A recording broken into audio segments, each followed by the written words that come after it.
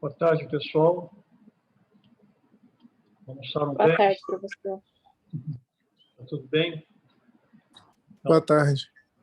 Então, vamos agora complementar a nossa aula da manhã, falando sobre inflamações granulomatosas, mas eu vou falar especificamente em tuberculose.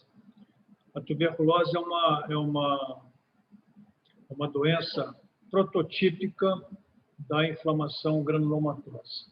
Portanto, essas inflamações granulomatosas sempre são inflamações crônicas.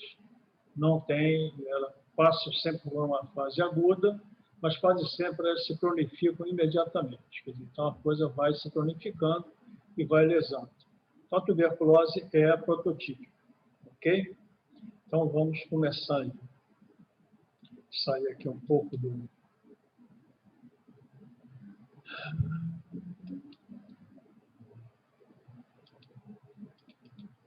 Bom, então vamos lá. Começar aqui com a nossa tuberculose. Deixa eu colocar aqui.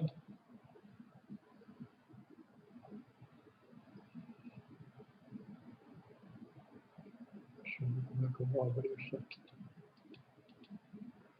Isso. Estão dando para ver bem aí? Está tranquilo? Tá, sim, tá. Sim. Tá bom. Bom, então, a tuberculose, como eu disse a vocês, é uma doença crônica que hoje ela já teve uma época aí que a tuberculose ela foi praticamente erradicada, né? Hoje ela está recrudescendo, está voltando por conta de algumas doenças com imunidade baixa, né? Principalmente depois da AIDS, né? Do HIV, essa doença ela voltou a crescer. Então, a tuberculose, ela acompanha o homem desde a antiguidade. Então, a gente sabe que, por exemplo, tem múmias no Egito Antigo que, depois que descobriram essas múmias, foram examinar e tinham, então, lesões da tuberculose nessas múmias. E ela passou, essa tuberculose, ela passou, através dos tempos, épocas com maior acometimento e épocas com menor acometimento. Mas, nitidamente, a tuberculose era uma doença de aglomerações, quer dizer, onde você tinha, né, aquelas cidades maiores, aquelas vilas maiores, com aglomeração, com pouca recurso sanitário, então a tuberculose graçava nesses locais, né? Então, para você ter uma ideia, a Idade Média Baixa foi onde teve mais surto de tuberculose, né? Na Europa principalmente. Vários reis contraíram tuberculose, morreram de tuberculose, e, na verdade, a tuberculose não era só de pessoas humildes, né? De pessoas pobres. Ela envolvia toda a sociedade, desde o pessoal mais alto até o pessoal mais baixo, por conta exatamente do desconhecimento, né, do tipo de doença. Não se sabia o que era, na verdade. A tuberculose ela foi identificada, né, por Koch e foi identificada, então, como chamado bacilo álcool-ácido resistente, né? Então, são dois germes que causam tuberculose no homem, né, dois tipos de bacilos, né? O Mycobacterium tuberculosis hominis, que é a nossa tuberculose normal, transmitida por via aérea, pelas chamadas partículas de Fligg. A pessoa contrai tuberculose via pulmonar, através desse Mycobacterium tuberculosis hominis. E o Mycobacterium tuberculosis bovis, a pessoa se adoenta através da ingestão de leite contaminado, leite não pasteurizado. Depois que houve a pasteurização do leite, a tuberculose também transmitida pelo Mycobacterium bovis, ela reduziu bastante. Só que ainda hoje No Brasil, particularmente, né, nas regiões mais pobres, em que não há pasteurização do leite, que as pessoas tomam leite direto lá no ubre da vaca, né? Então, as vacas não são vacinadas, então tem muito caso de tuberculose bovina em que a pessoa contrai no interior do Brasil. Então, eu conversei com alguns colegas patologistas veterinários e me disseram que realmente tem muita tuberculose bovina ainda. No boi, a lesão acontece muito lá no ubre da vaca, né? E aí, então, aquilo ali contamina o leite e a pessoa, então, contrai essa micobactéria. Então, eu já coloquei aí as vias de transmissão, são as vias aéreas, através dessas partículas de fluido, né? E o leite não pasteurizado, no caso do Mycobacterium tuberculosis bovis.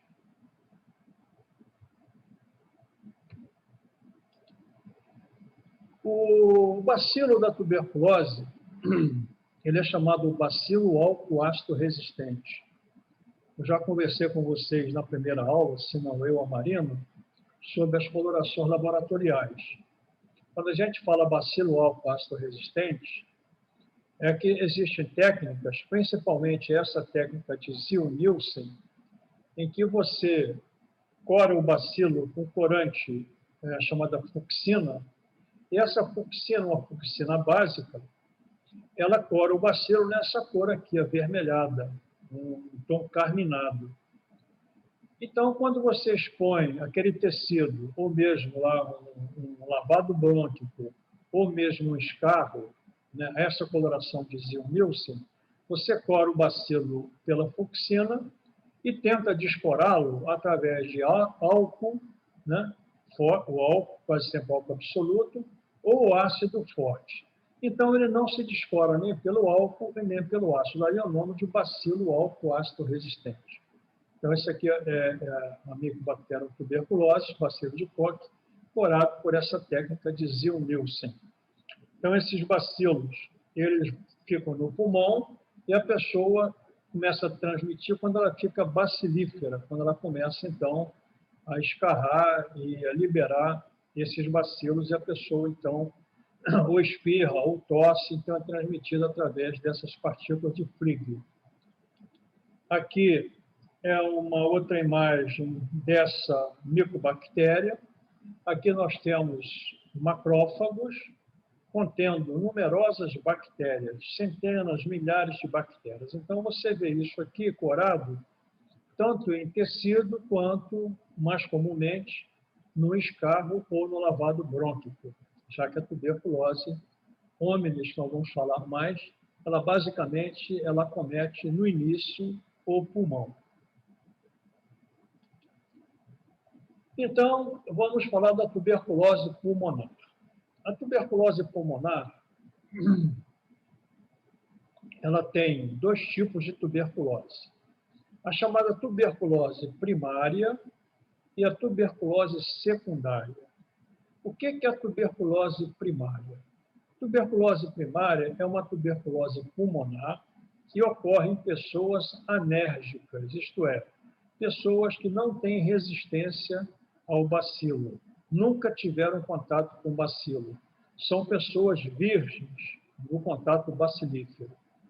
Então, essas lesões pulmonares da pessoa que nunca teve contato, quando tem contato, quando ela aspira aquela micobactéria, então vai formar a lesão característica, principalmente essa aqui, que é o complexo primário de Ghon. O que é o complexo primário de Ghon? É o seguinte, tem um cancro ou nódulo de inoculação. Geralmente, esse nódulo, esse cancro, ele ocorre na periferia do pulmão, geralmente em situação subpleural.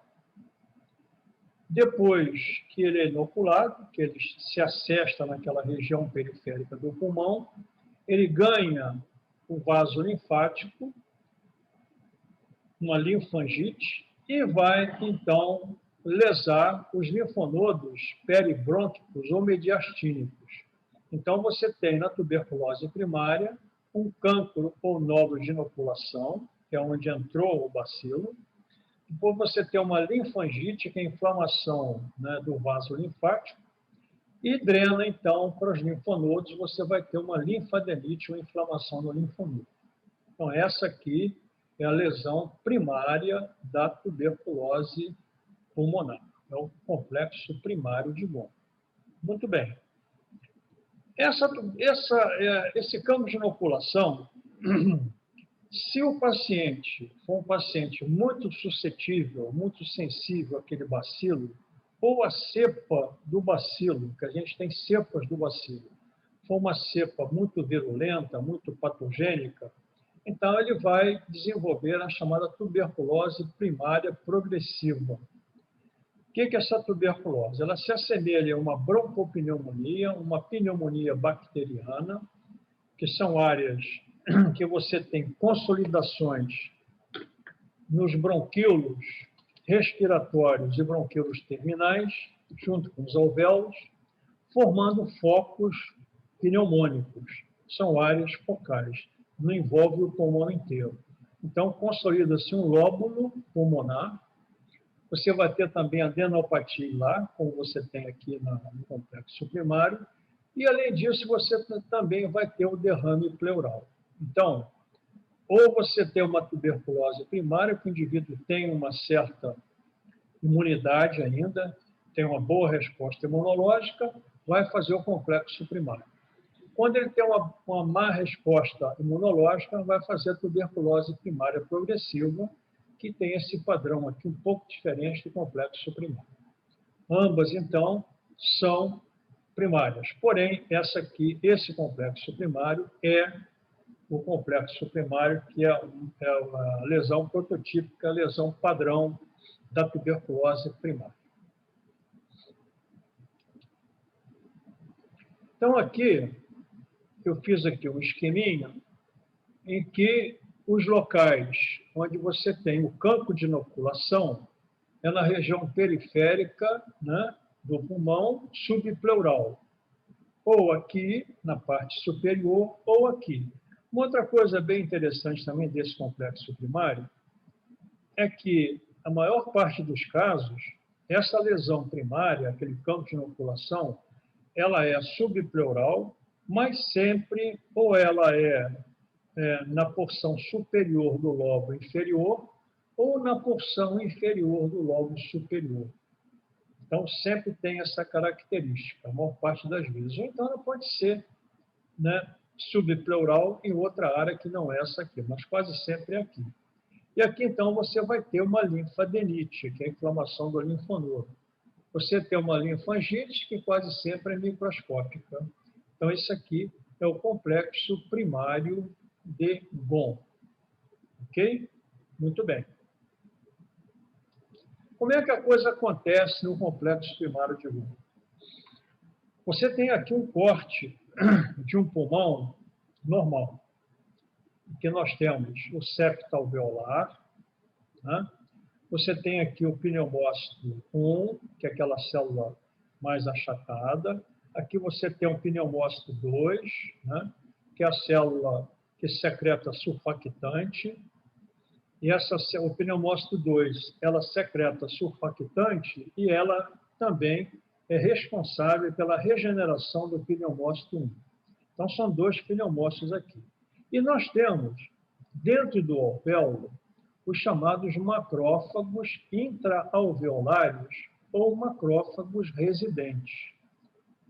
Qual a função desse macrófago? Qualquer coisa que caia no alvéolo, seja, por exemplo, grãos de poeira, seja um corpo estranho, alguma coisa assim, ou mesmo bacilo da tuberculose, esse macrófago ele vai fagocitar esse bacilo da tuberculose. Então, por enquanto, não provocou nenhuma reação. O bacilo caiu aqui. Aí vem um macrófago residente e fagocita. Só que acontece o seguinte, vocês se lembram lá da aula da manhã que eu falei que você tem que ter o fagossomo e depois o fagolisossomo no neutrófilo? Aqui no macrófago também é a mesma coisa, só que ele não consegue destruir o bacilo da tuberculose. Então, o bacilo vai se reproduzir e ficar igual àquela situação que eu mostrei a vocês lá. Eu vou até retornar aqui, que é para a gente ver bem isso. Vamos retornar lá. Vamos retornar para vocês fixarem bem na memória isso aí. Então, isso aqui são macrófagos que fagocitam os bacilos, mas não conseguem destruir. Ok? Então, vamos agora lá para o nosso alvéolo. Aí ele fagocita, os bacilos vão se reproduzir dentro do citoplasma do macrófago. Em determinado momento, esse macrófago vai necrosar, né? Os bacilos vão cair aqui na luz, grande quantidade de bacilos. Esses bacilos, então, eles vão ser carreados aqui no septo alveolar pelos linfáticos septais. Então, eles pegam, vão para o linfático, vai embora até lá o hilo do pulmão, aquele linfonodo hilar ou linfonodo paratraqueal. Então, essa aqui é o início da infecção do Mycobacterium tuberculosis bovis. Muito bem.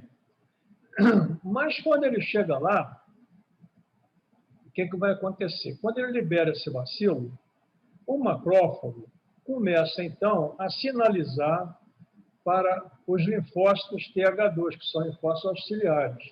Os linfócitos, então, vão liberar várias citocinas, que eu já até comentei com vocês, e essas citocinas vão induzir também o linfócito T, né? O linfócito T vai proliferar também, e além do próprio linfócito T, esses macrófagos também vão ocorrer aqui nessa região, vários outros macrófagos. Por exemplo, os monócitos circulantes vão chegar aqui. Vai encher de macrófago aqui, de monócito, fagocitando ativamente aqueles bacilo alcoácido resistentes, aqueles bacilos de Koch. Não vão conseguir destruir os bacilos, eles vão ser destruídos. Então, isso aqui vai induzir uma reação de hipersensibilidade, principalmente pelo linfócito T.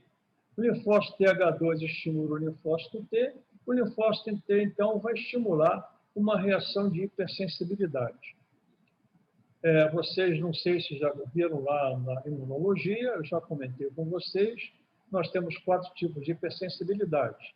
Então, quando isso aqui você está tendo uma proliferação de macrófagos e de linfócitos T, então esse linfócito T vai proliferar e vai induzir a proliferação de macrófago para tentar destruir, né, os bacilos, só que não destrói. Então, vai ter uma reação celular, uma reação do tipo 4, de hipersensibilidade do tipo 4, que é essa reação aqui que eu vou mostrar a vocês. Então, aqui vocês têm os linfócitos T, isso aqui já é um alvéolo lesado, já está naquela região lá do campo de inoculação. Os linfócitos T, então, induzem os macrófagos a se modificarem na tentativa de destruir os bacilos. Essa modificação vai ter uma forma epitelial. Então, os macrófagos se transformam aparentemente, ou morfologicamente, numa célula aparentemente epitelial, mas não é. Então, nós chamamos de célula epitelioide. Então, a célula epitelioide é um macrófago transformado por ação do linfócito T. Muito bem. Fagocita, fagocita, fagocita, não destrói, não destrói. Chega um momento que aquele macrófago se diferencia numa célula maior, grande, que nós chamamos de célula gigante. Então, a célula gigante, na verdade, é uma célula modificada, é um macrófago modificado, que tem esse aspecto aqui. Então, ela tem múltiplos núcleos, geralmente periféricos, na periferia da célula, com forma de ferradura. Isso aqui é clássico. Então, essa célula gigante levou o nome de Langhans. Por quê? Langhans é que descreveu essa célula. Célula gigante com núcleos periféricos em forma de ferradura. Então, isso aqui, pessoal, constitui a lesão fundamental da tuberculose, que é o granuloma da tuberculose.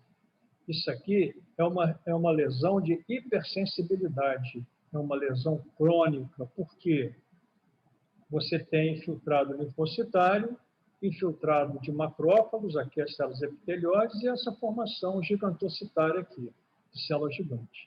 Então, isso aí constitui o granuloma, na tuberculose. Existem vários outros granulomas. Lembra-se que eu falei com relação a corpo estranho?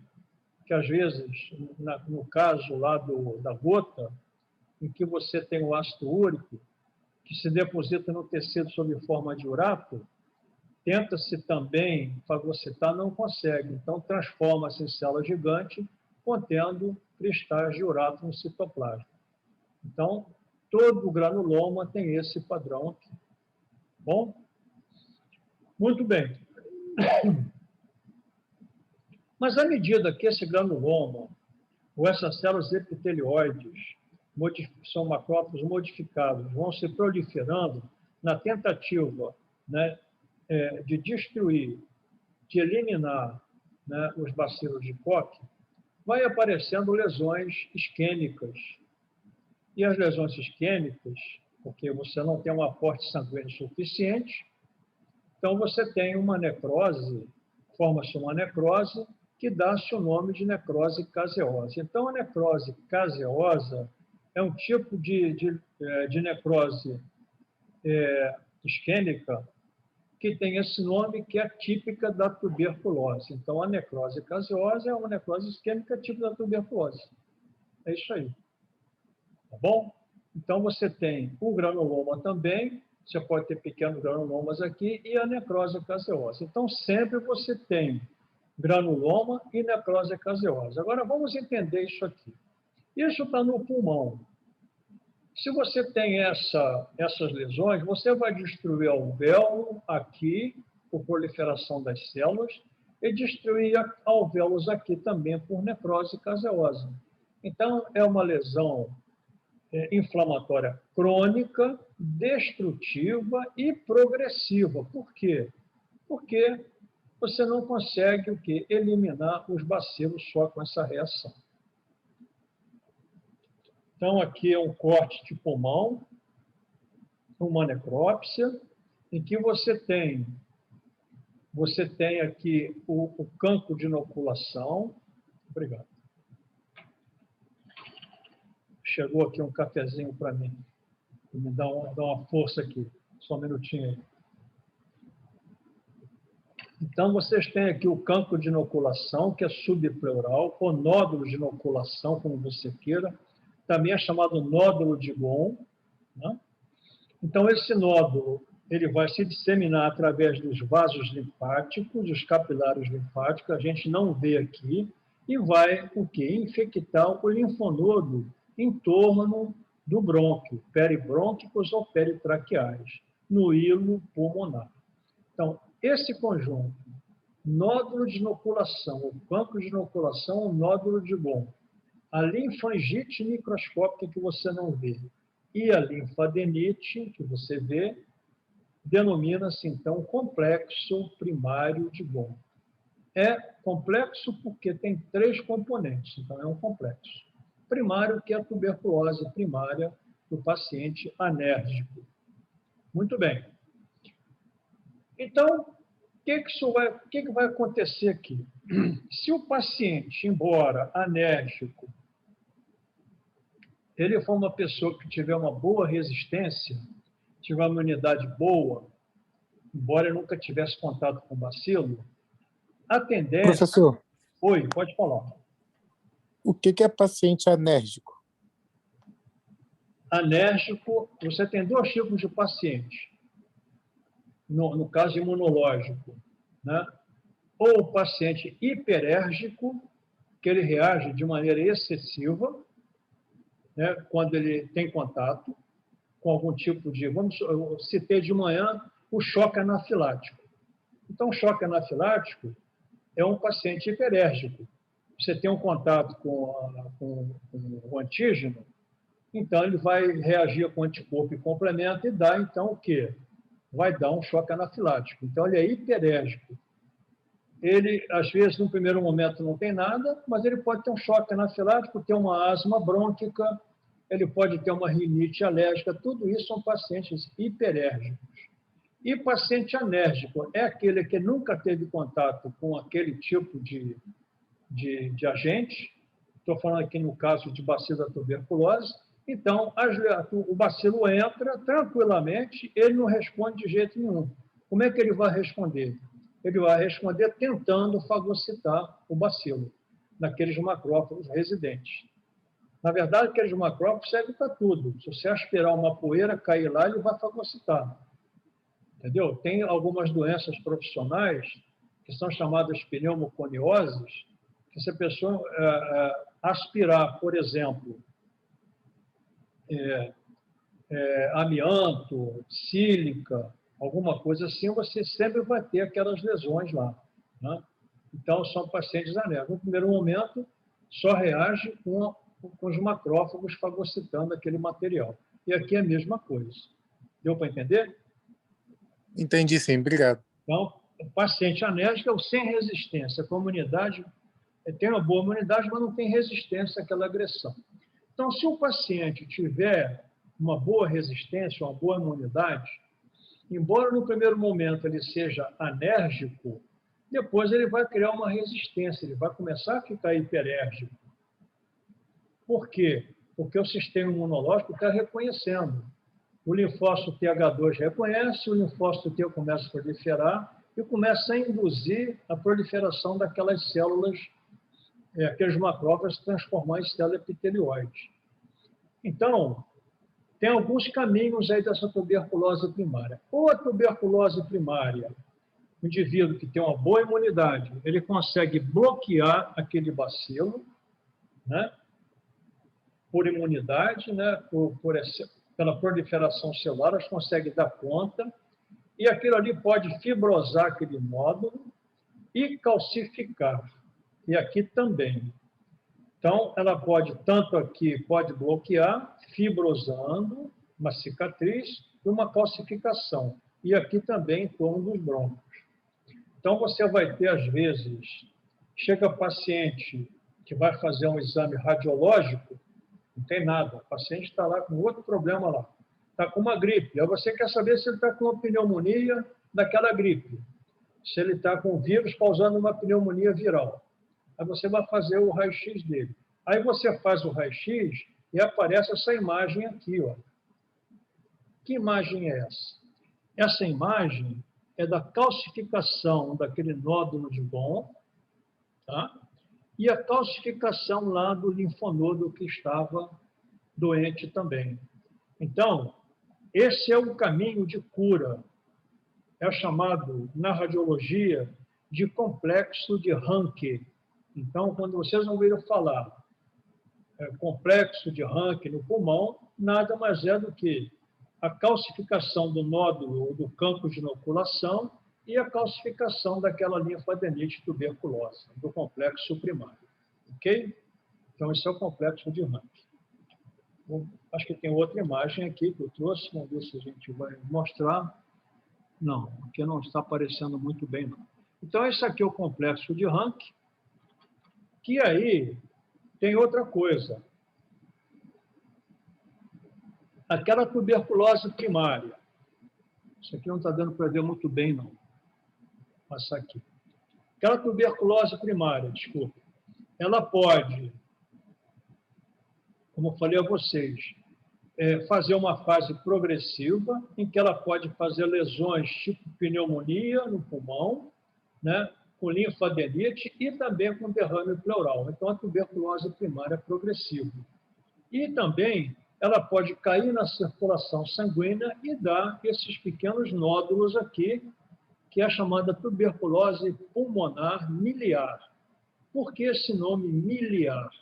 É que se parece com pequenos milhos. Na Europa são milhetes, principalmente em Portugal. Então, tuberculose miliar, porque eles lembram pequenos grãos de milho. Daí o nome de tuberculose miliar.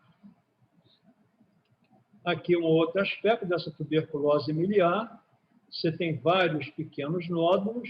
Tudo isso aqui, pessoal, Tem granuloma e tem necrose caseosa aqui também. Quer dizer, ela dissemina via sanguínea.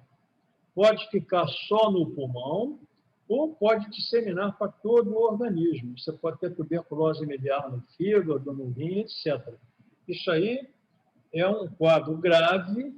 A pessoa, quando contrai tuberculose miliar, dificilmente sobrevive, porque é quase como uma septicemia tuberculosa, né, formando numerosos granulomas e necrose caseosa em vários órgãos do indivíduo. Bom, isso foi a primária. No caso, professor, Oi? Pode falar.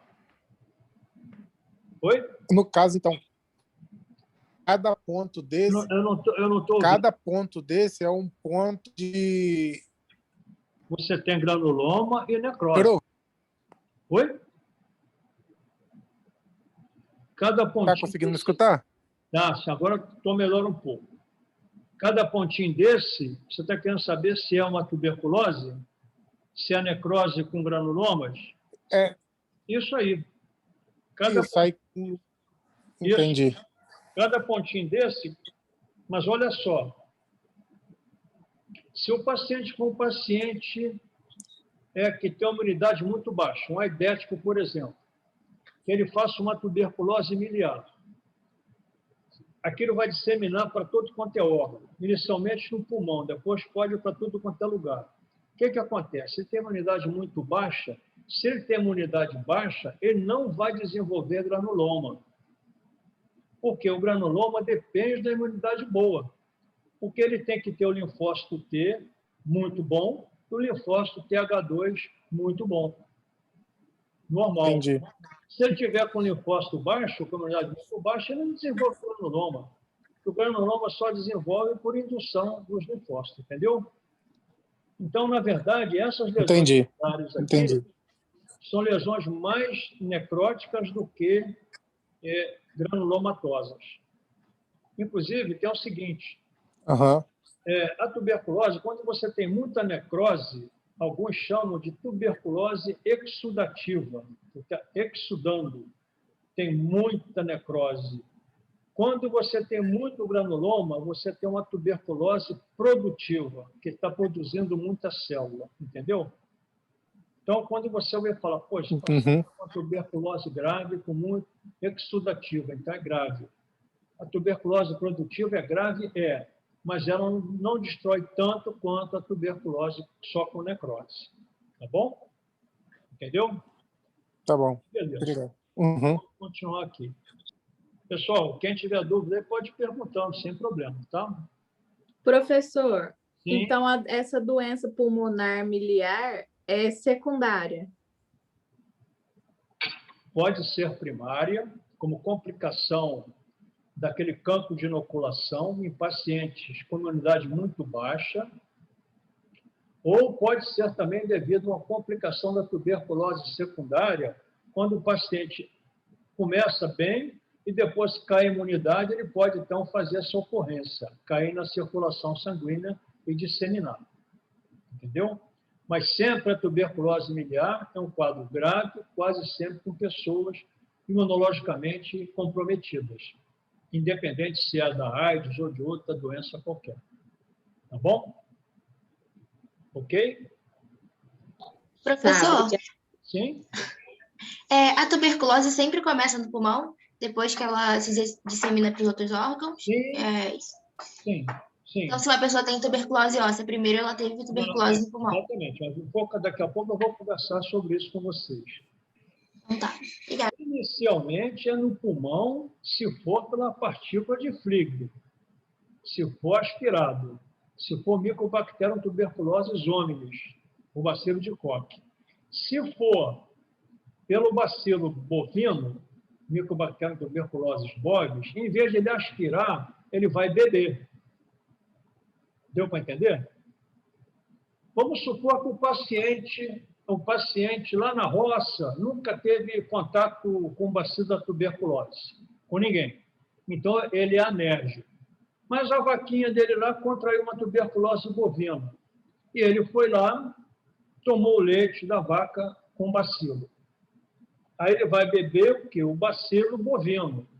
Aí o que vai acontecer? Em vez de ir para o pulmão, esse bacilo vai para o intestino. E aí ele vai ter uma tuberculose primária lá no intestino. É mais ou menos semelhante a isso aqui. Geralmente, essa tuberculose primária intestinal, contraída pelo Mycobacterium bovis, ocorre no ilho terminal, lá perto da válvula ileocecal, que é onde você tem muitas placas de Peyer, né? Tem muito folículo linfóide ali. Então, ele chega ali, aí faz a tuberculose primária, pimba, na mucosa, campo de inoculação lá no intestino, faz a linfadenite e faz a linfangite.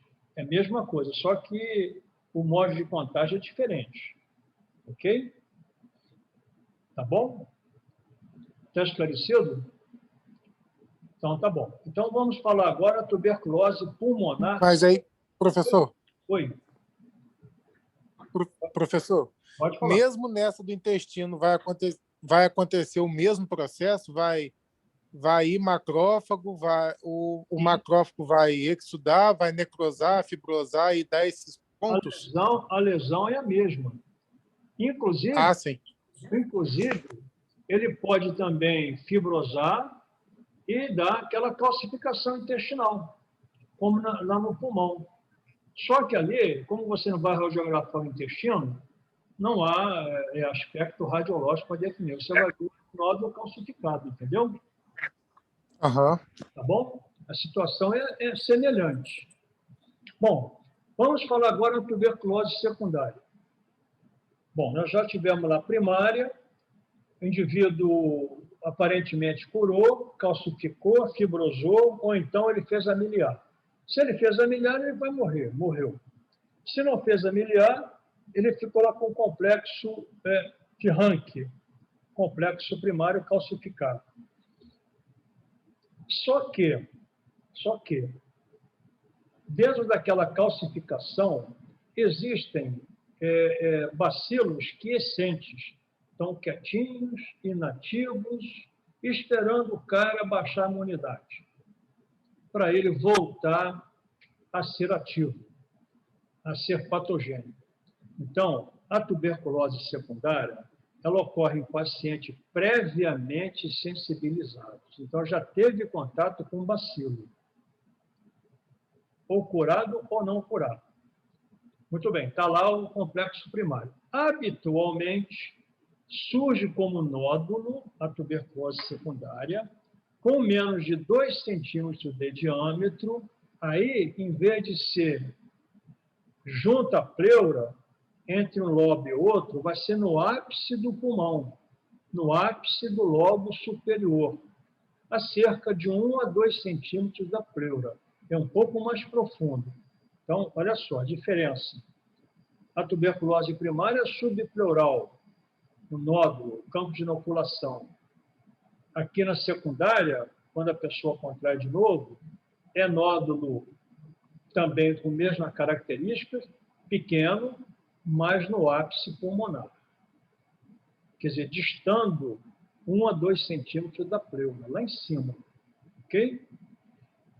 Essa tuberculose secundária, ela pode ser devida, pode ser consequente a uma reativação daquele nódulo de GON quiescente, quietinho, você achando que está curado, mas tem bacilo lá sem atividade, o cheiro baixou a imunidade, ele começa de novo. Então aí vai reativar. Ou então, o indivíduo pode se reinfectar.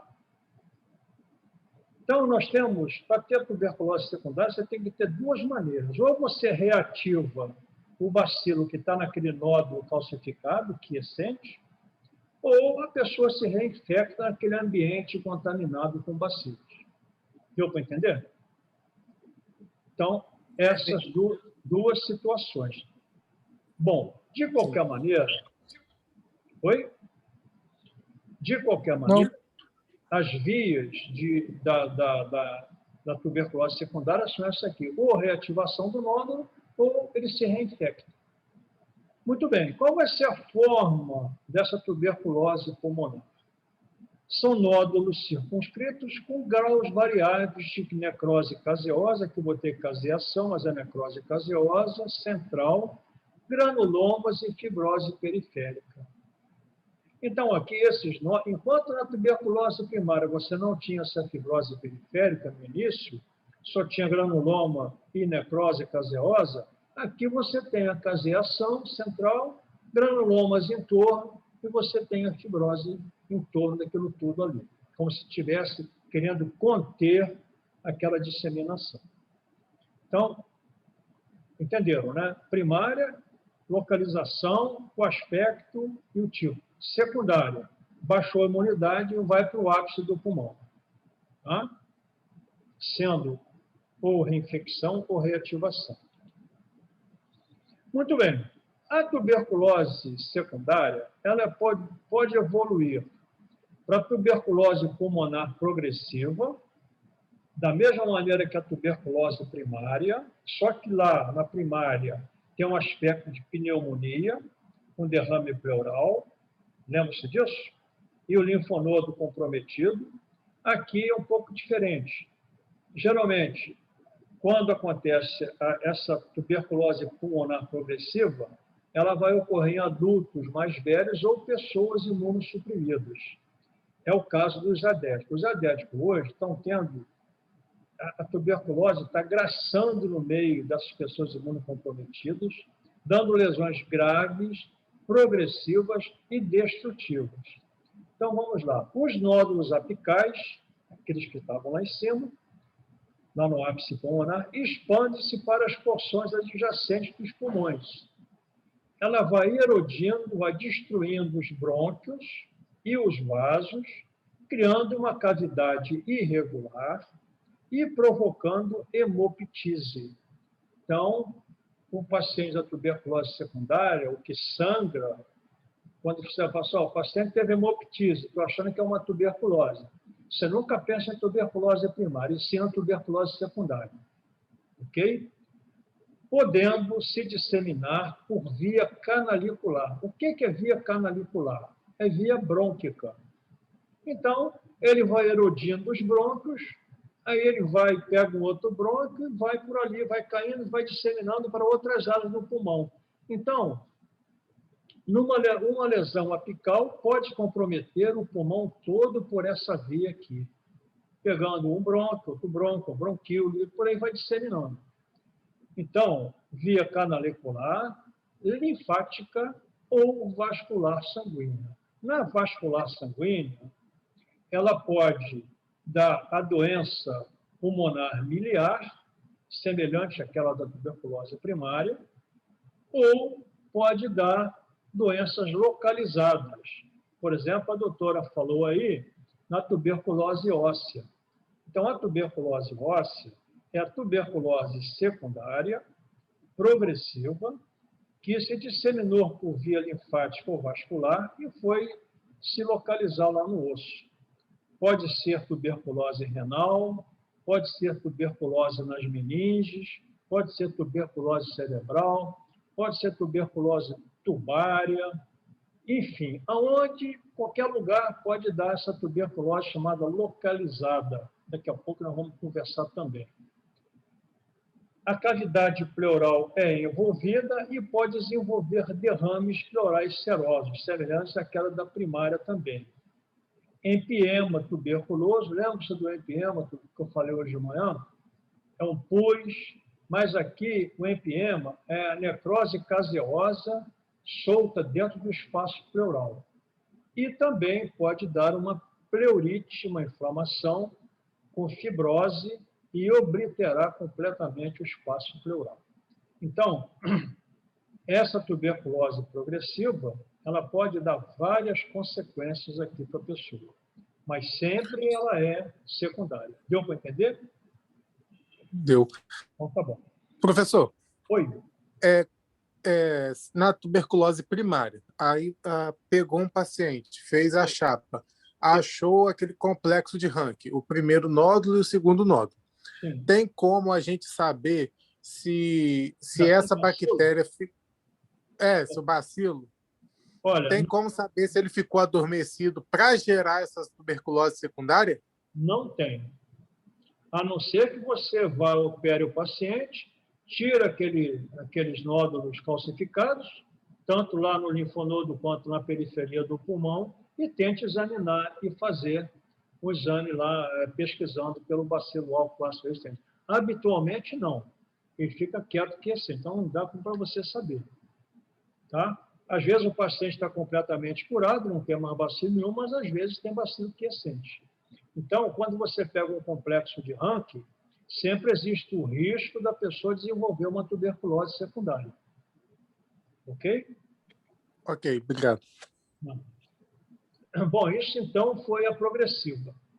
Ou então ele pode evoluir para a doença pulmonar miliar, que é semelhante àquela da tuberculose primária, é uma complicação. Os bacilos entram nos vasos linfáticos, caem na circulação sanguínea, né, através do ducto torácico, aquele ducto linfático torácico, e voltam novamente ao pulmão e se disseminam também para outros órgãos. Então, a tuberculose pulmonar progressiva pode também gerar a tuberculose pulmonar miliar. Ok? Ou até a tuberculose miliar sistêmica. Vamos ver aqui algumas imagens aqui. Então, isso aqui é um corte de pulmão, né? Macroscopia. Então, a lesão inicial foi aqui, ó, aqui em cima, no ápice, tá vendo? Fez uma necrose com granulomas, começou a erodir os brônquios, caiu na via canalicular e foi disseminando para outros locais do pulmão. Foi comprometendo outros locais. Aqui, me parece até que tem aqui uma tuberculose primária. Um nódulozinho, não posso afirmar, porque tem muita lesão aqui. Essas lesões todas são lesões de disseminação canalicular ou mesmo até sanguínea daquele nódulo, né, apical da tuberculose de reinfecção. A tuberculose de reinfecção não, da tuberculose secundária, que pode ser de uma reativação ou de uma reinfecção. Bem, olha só. Então, aquilo ali, o que vai acontecer? Aquilo vai expandindo, vai erodindo, vai formando um espaço dentro, contendo necrose caseosa. Você pode disseminar por via canalicular para outros locais e formar novas cavidades. Aqui outra, e vai fazendo. Então, o pulmão todo ele vai sendo comprometido. Esse paciente, se ele tem a cavidade com necrose caseosa, está cheio de bacilo ali dentro. Então, quando entra num brônquio, que é chamado brônquio de drenagem, ele pode drenar, aqui pode sangrar, e o paciente pode tossir, pode escarrar com sangue, ou pode fazer também hemoptise. Então, ele vai se disseminar. Então, vamos entender outra coisa aqui. Pacientes contaminantes são pacientes de tuberculose secundária. Pacientes de tuberculose primária não são contaminantes. Ele não elimina bacilo pelos brônquios e pelo escarro. Deu para entender? Por quê? É uma lesão limitada. Aqui não, aqui já está destruindo e já está drenando lá para os brônquios e lá para a traqueia, etc. Ok, pessoal? Então, essa é uma outra característica. Aqui é a complicação da tuberculose secundária, que é semelhante àquela da primária, que é a tuberculose miliar. E aqui uma imagem, né, de um pulmão já fixado, em que você tem uma caverna já formada, já eliminou completamente aquele material necrótico, aquela necrose caseosa, via brônquica, né? Aqui, e ficou, então, essa cavidade. Geralmente, a cavidade ela é no ápice do pulmão, pode ser um pulgar, mas geralmente no ápice. Então, ela tem, na sua porção interior, né, em contato com a luz, tem necrose ali e tem granuloma. E, externamente, tem fibrose, ela forma como se fosse uma fibrose para tentar conter aquela expansão. Outra coisa, se vocês observarem, ela induz quase sempre uma pleurite também, uma pleurite aqui, um espessamento com a reação inflamatória da pleura. Nós temos aí na faculdade eu vi no hospital escola universitário, há cerca de uns 6 meses, eles fizeram uma biópsia de pleura. Na verdade, o paciente fez o encarceramento pleural, né? Fez aquele exudato, fez aquele empiema e provocou uma fibrose em toda a pleura, e o pulmão ficou encarcerado, o pulmão não conseguia expandir. Então, o pessoal da cirurgia torácica abriu e retirou a pleura fibrosada e mandou para estudo histopatológico.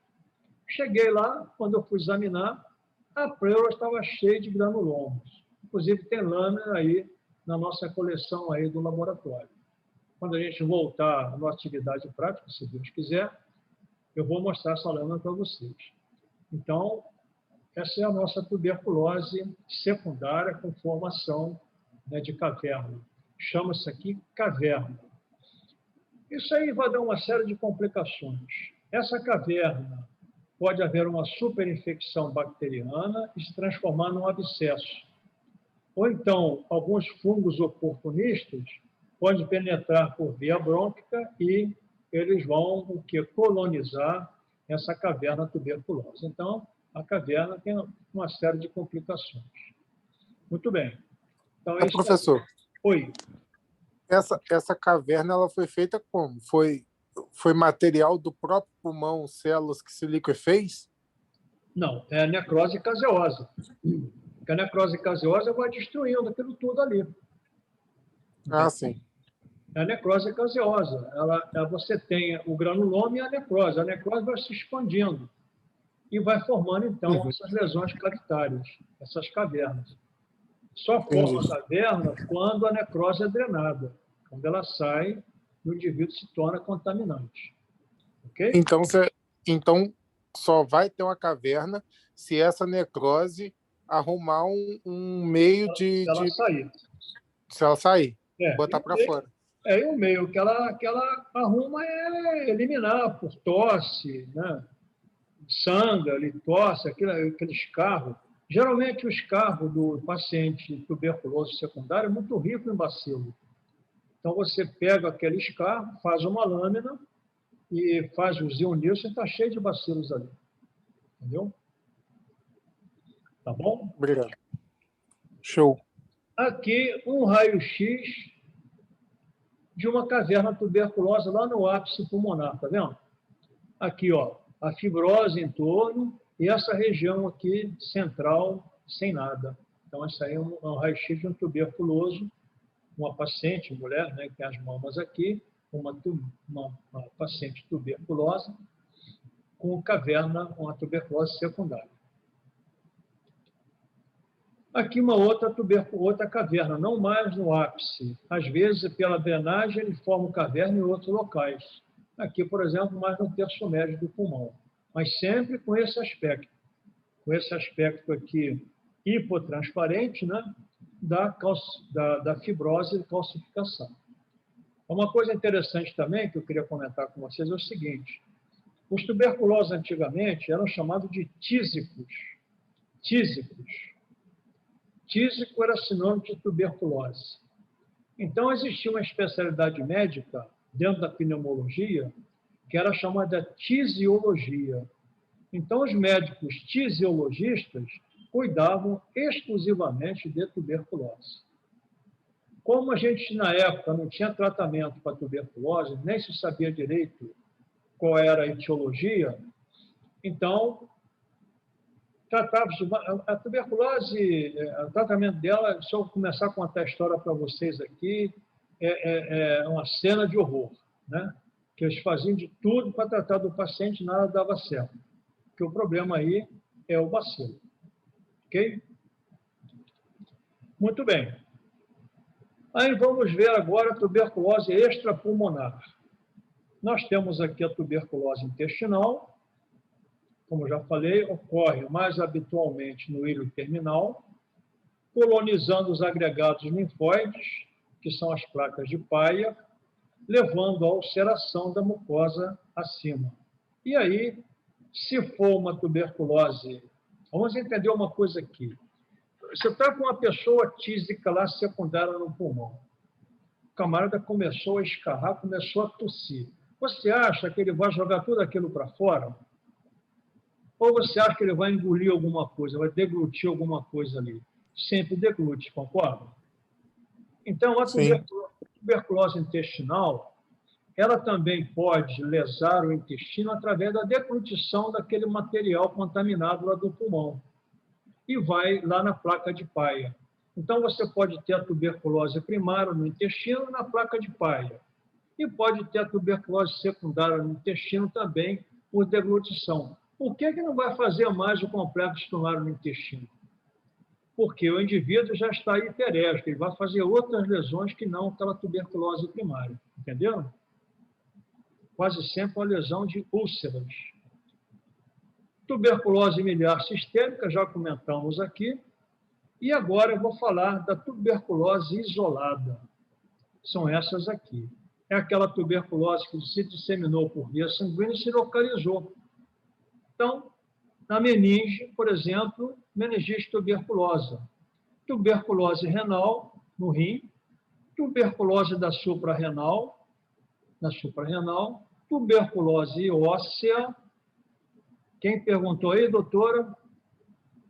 Foi a doutora que perguntou no início aí. Você sabe o nome? Hein? Foi você, né? A tuberculose óssea, quando ela ocorre nas vértebras, é chamada mal de Potte. P-O-T-T. Está aqui, ó, mal de Potte. Quando ela se localiza na vértebra. Então, normalmente, ela destrói o corpo vertebral. Destrói o corpo vertebral e o paciente, às vezes, está bem, de repente, aquilo cai, uma vértebra sobre a outra. Destruição da vértebra contaminada. Então, tuberculose óssea ou mal de Potte. Tuberculose tubária, quase sempre causando infertilidade. E tuberculose cutânea. Enfim, tem várias tuberculoses. Eu coloquei algumas aqui. Tuberculose cutânea, que é conhecida como lúpus vulgar. Lúpus vulgar, tá? É a tuberculose cutânea.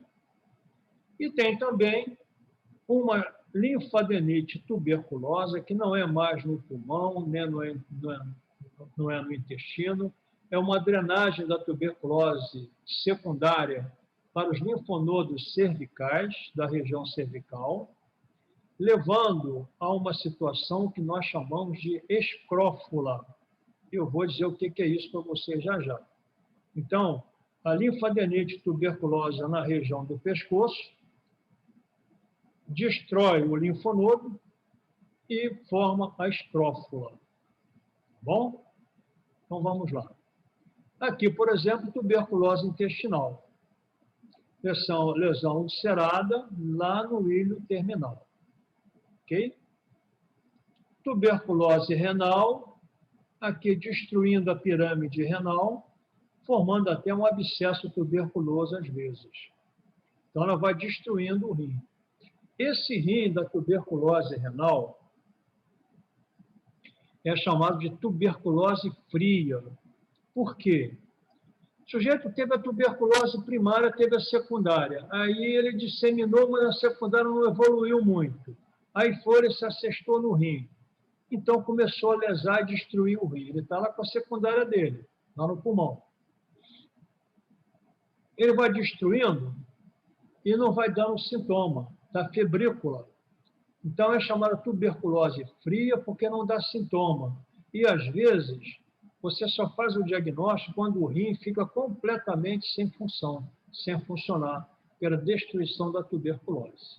E aí é também chamada de tuberculose cirúrgica, porque às vezes você tem um rim excluso, não funciona. Deve ser um cálculo que bloqueou isso aí, você faz um raio-x, tem uma lesão tipo hidronefrose, que é a dilatação desses cálices aqui. Então, o que acontece? Vocês vão vaiar, quando ele vai ver, tira, você vai examinar, é um rim todo cheio de tuberculose. tuberculose fria ou tuberculose cirúrgica. Tuberculose localizada. Aqui, pessoal, é o mal de Pote. Olha aqui. Tuberculose óssea, mais comumente na vértebra. Ele destrói o corpo vertebral e aí uma vértebra cai sobre a outra. Ok? Existe um esmagamento aqui. Então, o paciente vai ficando todo torto. Tem alguns tuberculoses clássicos que tiveram mal de Pote. O aleijadinho é um exemplo. Ele era aleijadinho que era todo torto. Por quê? Ele teve o mal de Pote e destruiu o corpo vertebral. E tem vários exemplos aí. Só cito aqui do aleijadinho, que é o mais conhecido. Aqui é o lúpus vulgar.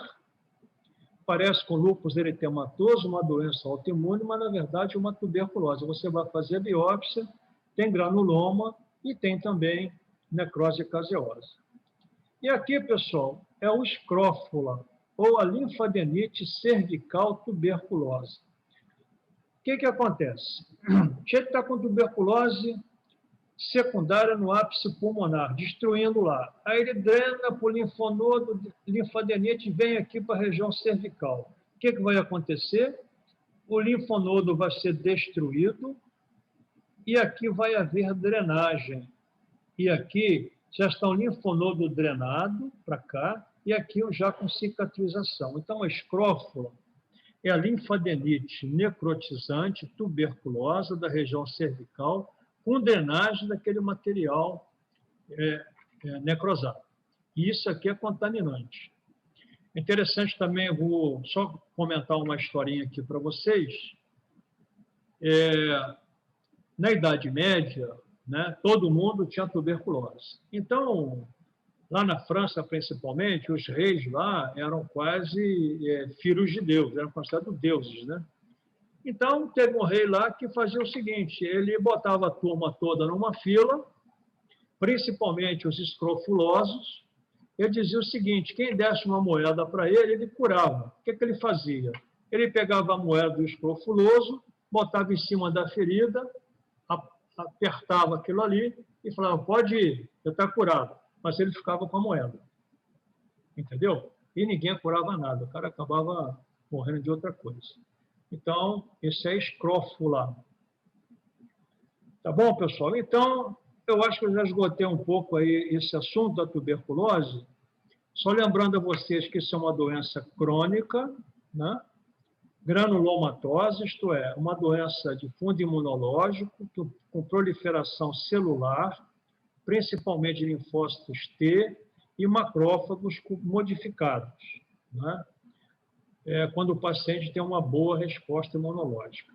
Aí vamos entender aqui, será que um granuloma é bom, já que tem uma resposta inflamatória imunológica? Nem sempre. O granuloma destrói, como também a necrose destrói. Então, nem sempre uma resposta inflamatória crônica, notadamente numa granulomatose, ela é boa para o paciente. Ok, pessoal? Mais alguma pergunta? Professor, Pode falar. vamos supor, se a pessoa tem uma tuberculose, igual você falou, isolada, num rim, por exemplo. No rim? A urina dela vai poder contaminar outra pessoa? Sim. E pode ter hematúria também. Entendi. Se o médico não tiver alertado para isso, ou o laboratório não tiver alertado, tem laboratório que faz exame de urina daquele jeito. Piócito, não sei quantos por campo, esquece do resto. Se tiver alguma suspeita lá em cima de tuberculose renal, pode-se pedir o bacilo álcool ácido resistente, que vai ficar positivo. Aí você vai ter que centrifugar aquela urina para você obter o bacilo. Entendeu? Pode também fazer cultura para o bacilo da tuberculose. Então, você tem duas formas de você fazer diagnóstico em laboratório. Ou você fazer o exame direto pelo método Ziel-Nielsen, do escarro, ou da escrófula, ou da urina, enfim, você fazendo o exame direto. Ou você pode fazer cultura para tuberculose. A cultura demora bastante. A cultura demora cerca de 30 a 40 dias. O exame de urina, esse normal, o EAS, é no mesmo dia. Você faz ali uma coloração. Essa coloração, depois que você faz a lâmina, ela dura no máximo uns 40 minutos, por aí, 40 a 50 minutos. Tá bom? Mais alguma pergunta, pessoal? Obrigada. Está tudo bem? Eu acho que deu para esgotar um pouco esse assunto aí. Tá bom? Acho que tá tudo certo. Vocês já jogaram aí o nome no chat? Ainda não. Vamos Então, colocar pode agora. colocar o nome e número. Eu vou dar aquele tempinho de 10 minutos, ok? Depois eu vou fechar a aula. Se eu fechar agora, aí eu não vou conseguir pegar a presença de vocês. Tá bom, pessoal? Eu vou sair um pouquinho para tomar uma água e vou mutar aqui o meu microfone, tá? Daqui a pouco eu retorno aí e abro. Obrigada, professor. Tá bom? Boa tarde, então. Tchau, obrigada.